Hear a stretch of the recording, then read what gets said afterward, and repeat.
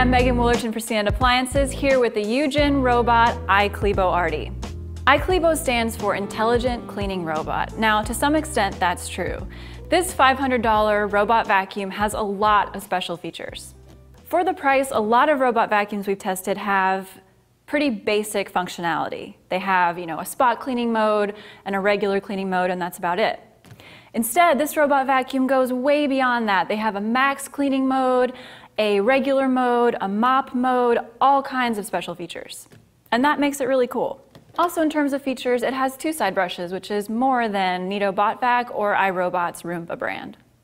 But I really think that the mop feature stands out the most. It's really a robot vacuum, but it has this special feature that a lot of robot vacuums don't. You can use this microfiber cloth dry for dusting the floor, or you can wet it and use it kind of as a mop. Unfortunately, it doesn't have a water reservoir, so it's not a full-fledged mop, but it can get kind of basic maintenance. With all those features, I had some pretty high expectations for this robot vacuum. Unfortunately, it didn't do very well in our performance tests. It actually scored the lowest in 2 out of the 3 categories we tested.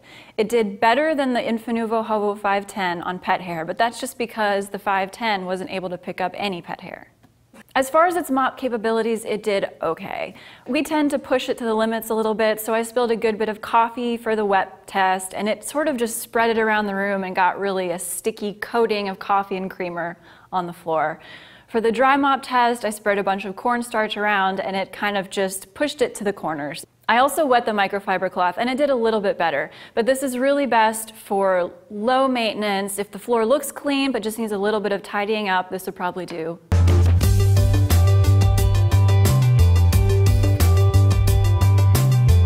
Hey, I'm CNET's Ryan Christ, and sitting here before me is the Neato XV21 robot vacuum. Now, this is a $429 robot vacuum, and that's expensive, but not quite as expensive as the Roomba 880 and the LG HomeBot, which cost a lot more.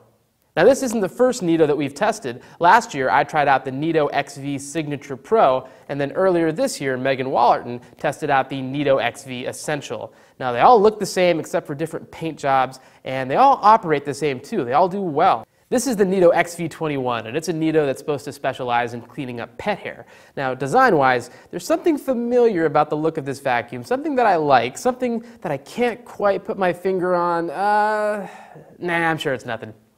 All the Neatos are very methodical cleaners. They use laser guidance to help map out the room and then navigate through it in rows and columns. This one's no different. It does a great job figuring out where it's going, but I think it's not quite as intelligent as the Neato Signature Pro, which I liked quite a bit.